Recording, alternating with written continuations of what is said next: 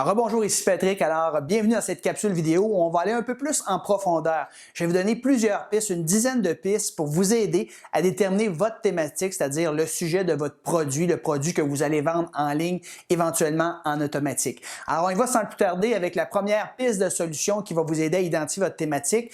Alors, il y a beaucoup de gens qui vont se lancer en affaires à partir d'une passion, puis c'est très correct, puis c'est très légitime. Alors, si au moins c'est pas une passion pour vous, la thématique que vous allez choisir, vous devriez avoir un énorme intérêt pour cette thématique-là. Pourquoi? Parce que vous allez probablement travailler sur cette thématique-là pendant des années et des années à venir. Il faut que ça vous intéresse. Si ça ne vous intéresse pas, vous allez éventuellement lâcher, vous allez abandonner quand les moments vont être plus difficiles. Alors pour moi, quand je me suis lancé en affaires il y a une vingtaine d'années, un sujet qui me passionnait énormément, c'était le développement personnel et professionnel. Pourquoi? Parce que je vais éviter les détails ici, mais j'ai pensé m'enlever la vie quand j'avais 17 ans, donc j'avais besoin de motivation, j'avais besoin de comprendre pourquoi j'étais pas heureux, puis qu'est-ce que ça prenait pour l'être davantage. Donc, je me suis mis à lire des livres sur le développement personnel et professionnel, et ça m'a tellement aidé que je me suis dit, est-ce que je pourrais en vivre un jour? Est-ce qu'il y a des gens qui vivent de ça un jour? Alors, je me suis aperçu qu'il y avait des conférenciers, qu'il y avait des auteurs. Alors, je me suis sorti de ma zone de confort. J'ai commencé à apprendre à parler en public. Et éventuellement, j'ai pu développer une entreprise, une carrière, être conférencier professionnel. Et maintenant, j'ai des programmes de coaching qui sont en ligne où je parle de développement personnel et professionnel. Et c'est littéralement une passion pour moi. C'est quelque chose que je fais dans mes temps libres. Si je vois un article, je tombe sur une vidéo, je vais l'écouter parce que ça m'habite. Donc, c'est facile pour moi d'en parler. Et les gens, de toute façon, ils vont le sentir dans votre voix, ils vont le sentir dans votre énergie. Et souvent, la première chose que les gens achètent, c'est votre énergie. Les gens sont convaincus parce que vous êtes convaincant. Donc, il est important d'aimer viscéralement ce qu'on fait. C'est pas obligé, mais vous devez du moins avoir un très grand intérêt pour ce que vous faites. Comme dans mon cas, j'ai d'autres passions dans la vie. Si on pense au golf, je pourrais certainement mettre en place un programme de formation sur le golf, même si je suis pas un excellent golfeur. Je suis un golfeur qui est un peu en haut de la moyenne, mais encore une fois, 80% des gens qui achètent vos formations, qui vont acheter vos programmes de coaching, c'est des débutants. Donc, l'important, c'est d'être meilleur que la moyenne des gens. Alors, mais vous n'avez pas besoin d'être l'expert absolu. J'ai un autre de mes passions qui est la moto. Alors, je pourrais développer un programme de coaching, par exemple, sur la moto, qu'est-ce qui est question sécurité, comment organiser des voyages de moto, les meilleurs endroits où aller. Alors, puis encore une fois, les programmes de coaching, pensez pas juste à des programmes de coaching qui coûtent des milliers de dollars. Là. Ça peut être des programmes de coaching qui se vendent pas cher. En fait, vous devriez avoir différents programmes de coaching. Des programmes de coaching qui se vendent peut-être 27 dollars, 17 dollars, 47 dollars. Ensuite de ça, vous allez avoir des programmes de formation qui vont se vendre 97, 197 jusqu'à 497 dollars. Puis éventuellement, vous pouvez arriver avec un programme de coaching élite que vous vendrez 1997 dollars par exemple. Alors, le poker, c'est un autre de mes passions également. Je suis un bon joueur de poker, mais il y en a qui sont bien meilleurs que moi, mais il y a plusieurs choses que je pourrais enseigner aux gens qui débutent justement puis qui aimeraient ça organiser des soirées de poker entre amis à la maison. J'ai certainement beaucoup d'expérience dans ce domaine-là, donc je pourrais monter un petit programme de formation par rapport à ça. Peut-être que c'est le bateau, peut-être que c'est le camping, peut-être que c'est l'escalade, peu importe. Il y a sûrement quelque chose dans votre vie auquel vous êtes plus passionné que la moyenne des gens. Mais ça serait une belle thématique que vous pourriez vous lancer. Donc, je vous incite à vous faire une liste des choses qui vous passionnent, des activités que vous faites dans vos temps libres. Une deuxième piste pour identifier votre thématique, c'est est-ce que vous avez des talents ou est-ce que vous avez des compétences qui sont un peu à l'extérieur de ce que la moyenne des gens ont, qui sont un peu supérieures à la moyenne des gens. Peut-être que vous êtes bon en informatique, peut-être que vous avez un talent en vente et en marketing, peut-être que vous êtes bon avec les enfants tout simplement, peut-être que vous êtes bon avec les animaux, peut-être que vous êtes bon en termes d'organisation. Les gens font toujours appel à vous lorsque c'est un mariage, lorsque c'est une fête quelconque. Alors, peu importe quels sont vos talents ou vos compétences, c'est très certainement un programme de coaching que vous pourriez mettre en place pour aider les gens à eux également devenir meilleurs par rapport à votre talent, par rapport à vos compétences. Voici une troisième piste de solution qui va vous aider à identifier votre thématique. Est-ce que vous avez présentement un problème que vous aimeriez résoudre et vous savez que ça va vous prendre 2, 3, 4, 5 ans avant de maîtriser justement ce problème-là. Donc, vous pourriez très bien vous lancer un programme de formation sur ce domaine-là, même si vous n'êtes pas l'expert absolu. Puis la façon dont vous allez vous positionner, tout simplement, c'est vous allez dire « Hey les gangs, moi je commence un programme de formation, j'ai telle situation, j'aimerais ça, résoudre ça. Donc, accompagnez-moi, je vais aller interviewer les meilleurs experts sur la planète par rapport à ça, puis je vais vous faire état de mes résultats. » Donc, vous n'êtes pas l'expert, vous vous positionnez d'égal avec vos clients, vous avez un problème, vous cherchez des solutions, eux également c'est le cas, donc vous allez aller interviewer des experts. Alors peut-être que vous aimeriez devenir meilleur en parole en public, donc vous avez peur, vous êtes timide, vous êtes gêné, vous dormez pas la veille d'une présentation, vous vous fondez même si vous êtes une personne brillante. Alors j'ai ce problème-là, je veux maîtriser l'art oratoire, donc suivez-moi, voici mon programme de coaching, je vais aller chez Toastmasters, je vais aller chez Dale Carnegie, je vais aller interviewer les meilleurs orateurs au monde, donc je vais vous faire état de mes recherches. Peut-être que vous aimeriez devenir un YouTuber professionnel. Vous savez que ça va vous prendre quelques années avant d'y arriver, avant de bâtir une communauté. Comment faire des vidéos, par exemple. Vous allez interviewer les meilleurs YouTubers au monde pour savoir comment eux également y font. Bien, vous pourriez également vous positionner par rapport à ça. Donc, c'est un problème que vous aimeriez résoudre vous-même et que vous allez aider les gens à résoudre. Peut-être que c'est en termes d'investissement. Peut-être que vous avez hérité d'un montant d'argent. Vous ne savez pas quoi faire, vous ne savez pas comment l'investir. Donc, avant de peser sur le bouton panique puis de mettre votre argent un peu partout puis de le perdre, bien, vous allez étudier les meilleurs investisseurs au monde et vous allez apprendre en même temps qu'eux puis vous allez faire état de vos recherches. Donc, c'est une autre piste. Une quatrième piste qui va vous aider à identifier votre thématique, c'est des épreuves. Peut-être que vous avez vécu une épreuve, une tragédie, un drame dans votre vie et vous avez réussi à surmonter ça. Vous avez appris des leçons de ça puis il y a sûrement des gens qui aimeraient ça apprendre vos leçons également. Donc, pensez à votre vie. Je sais qu'on n'aime pas penser à nos drames, à nos épreuves dans notre vie. Moi, le premier, quand quelque chose qui n'a pas bien été, je l'efface immédiatement. Mais faites un peu d'introspection. Peut-être que vous avez vécu une faillite. Tiens, il y a tellement de gens qui vivent ça chaque année et qui aimeraient ça savoir comment s'en sortir.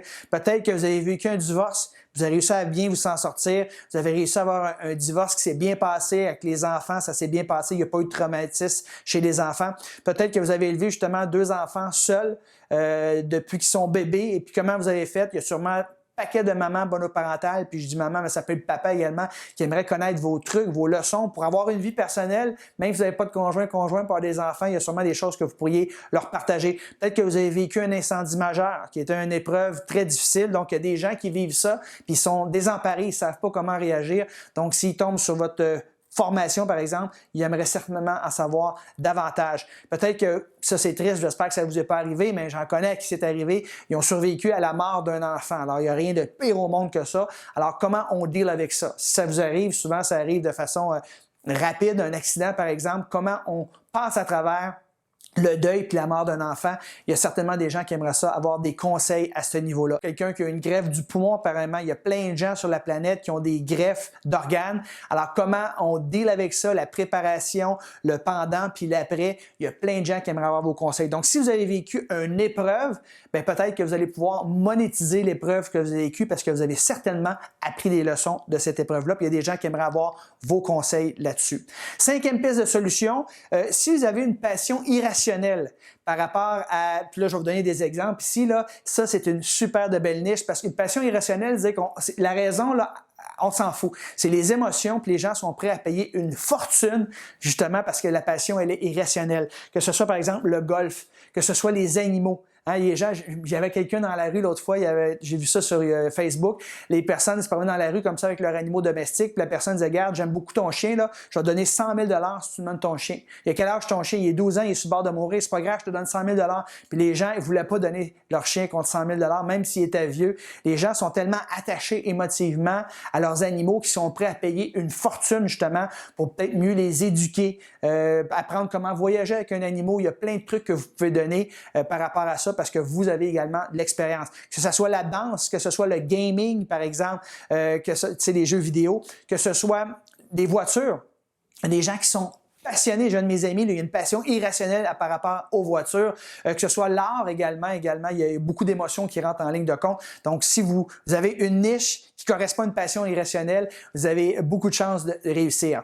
Une 6e piste de solution pour vous aider à identifier votre thématique, c'est penser à vos expériences de vie. Qu'est-ce que vous avez fait dans le passé qui est différent de la majorité, qu'il y a peu de gens qui ont vécu ça, puis il y a bien des gens qui aimeraient avoir votre expertise par rapport à ça. Peut-être que vous avez été vice-président d'une grosse compagnie, vous avez géré une centaine d'employés. Comment on gère une grosse, autant de personnes? Alors, vous pourriez avoir des conseils judicieux à quelqu'un qui vient d'être promu, par exemple, puis il y a beaucoup de gens à gérer.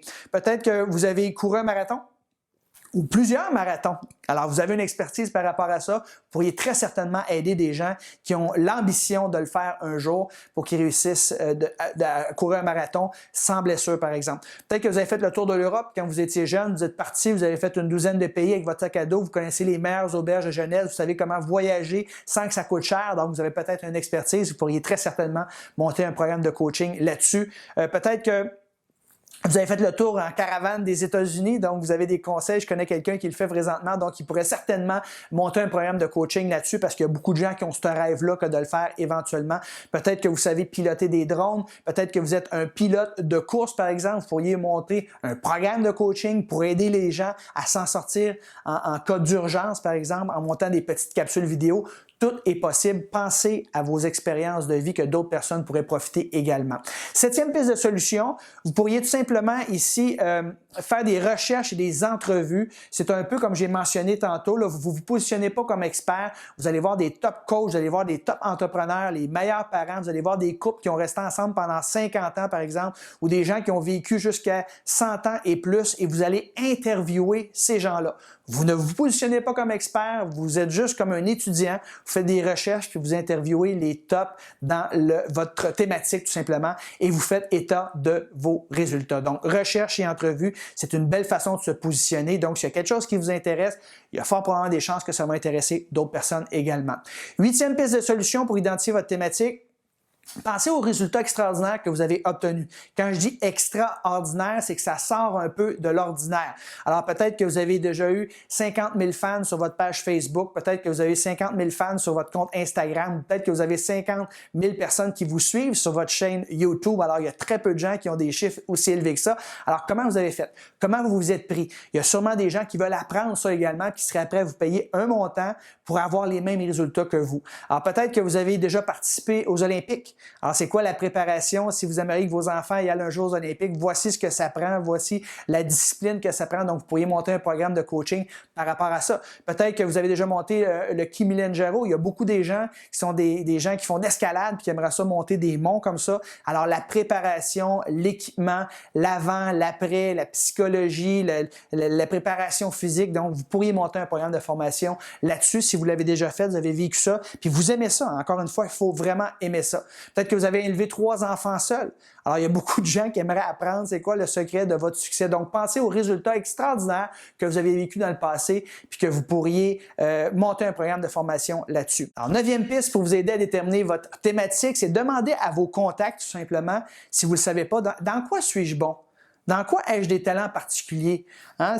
Décris-moi en 3 à 5 mots, par exemple. Puis les gens, là, que ce soit votre conjoint, que ce soit vos meilleurs amis, cousins, cousines, vos parents, vos collègues de travail, demandez-leur candidement. Dites-leur, regarde, je travaille sur un projet, j'aimerais ça lancer une entreprise en ligne, je cherche ma thématique, je suis pas certain encore une fois, j'aimerais ça valider ça avec toi. J'aimerais ça poser la question, dans quoi est-ce que je suis bon? Hein? Quand tu penses à moi, là, donne-moi une expertise qui ressort ou décris-moi en 3 ou 5 mots. Et souvent, les gens, l'information qu'ils vont vous donner, bien, c'est une piste par rapport à une thématique que vous pourriez exploiter parce que ces gens-là, s'ils vous disent que vous êtes meilleur que la plupart des gens, bien, probablement que vous l'êtes également. Et souvent, avec un peu de recul, parce que nous, on se voit pas. Hein? On est dans le quotidien, on a acquis un certain bagage d'expérience, on a une facilité à faire des choses, mais on est trop proche. Des fois, qu'un peu de recul, des gens de l'extérieur vont nous le dire. Puis, ah, c'est vrai que j'ai une facilité dans ce domaine-là. Peut-être que je pourrais me lancer un programme de formation X. Et finalement, 10e piste de solution qui va vous aider à identifier votre thématique, c'est avec qui aimeriez-vous travailler? Parce que c'est bien beau choisir une thématique, mais ultimement, tu vas travailler avec des gens, puis il faut que tu aimes travailler avec ces personnes-là. Moi, je dis toujours, tombe pas nécessairement en amour avec ton produit, mais tombe en amour avec tes clients. Parce que tes clients vont te le dire quel genre de produit ils veulent avoir. Ça, on va le voir dans les capsules subséquentes. On ne fait jamais un produit pour nous, on le fait pour nos clients par rapport à leurs besoins, leurs désirs, leurs peurs, leurs attentes. Donc, avec qui aimeriez-vous travailler? Puis moi, ça a été assez clair quand j'ai décidé que je faisais de moins en moins de conférences, que je voulais être de moins en moins sur la route, passer plus de temps à la maison avec ma famille, avec mes 2 filles. Je me suis dit, moi, ma clientèle préférée, les gens avec qui j'aime le plus travailler, ce sont des entrepreneurs ou des gens qui veulent le devenir. On a la même énergie, ça coule direct au but, pas de flafla. Alors, j'ai beaucoup de plaisir qu'à faire ce que je fais, à travailler avec des entrepreneurs. Donc, identifiez-vous également le genre de clientèle avec qui vous aimeriez travailler, parce que ces gens-là, si vous n'aimez pas travailler avec eux autres, vous allez avoir un produit que vous aimez, mais vous allez vous tanner éventuellement. Donc, c'était une dizaine de pistes que je voulais vous donner pour vous aider à identifier votre thématique. J'espère que c'est de plus en plus clair par rapport à ce que vous voulez faire. Et en passant, pas de panique, ça peut prendre du temps de trouver votre thématique. Là, vous allez avoir un paquet d'idées. Dormez là-dessus, s'il vous plaît. C'est comme un bon vin. Hein. Laissez ça cuver. Vous allez remarquer des situations, vous allez rencontrer des gens, vous allez lire des choses par rapport aux idées qui vont vous sortir et dans les prochains jours, les prochaines semaines, au pire les prochains mois, votre thématique elle va émerger. Mais généralement, ça devrait vous prendre quelques jours, quelques semaines, tout au plus pour identifier pour de bon votre thématique. Mais dites-vous une chose, vous pouvez également changer. Ça se peut que vous partiez sur une thématique et qu'après 2-3 semaines, après avoir essayé de valider, puis on va voir ça dans les prochaines capsules, vous dites, ah, finalement, c'est pas une bonne thématique, je pense pas que ça peut être viable économiquement, puis c'est correct, parce que tout le travail que vous aurez fait avant, ça ne sera pas perdu. Suite à ce qu'on vient de voir ensemble, j'aimerais ça que vous puissiez identifier au moins 3 thématiques, vos top 3 thématiques, 3 sujets que vous dites, ouais, il me semble ça, ça m'allume, il me semble que par rapport à tout ce que tu me dis, là, ça m'est ressorti et j'aimerais peut-être me lancer là-dessus. Je ne demande pas de choisir encore la thématique, mais identifiez-en 3, puis on va faire d'autres exercices subséquemment afin de valider la meilleure. Alors, allez-y, passez à l'action, réécoutez la vidéo s'il faut, identifiez 3 thématiques qui ont du potentiel, qui correspondent à vos passions, à vos intérêts, à vos compétences, vos talents, peut-être un problème que vous avez, que vous aimeriez surmonter. En fait, bref, tout ce qu'on a vu ensemble, repassez la vidéo s'il faut et identifiez 3 thématiques. Alors sur ce, je vous remercie de votre attention et c'est un rendez-vous dans la prochaine capsule où là, on va valider justement vos choix. Vous avez choisi 3 thématiques. On va voir laquelle qui est la plus rentable économiquement, sur laquelle vous devrez vous lancer. Alors on se voit dans la prochaine capsule, que ce soit immédiatement, demain ou dans une semaine. À tout de suite.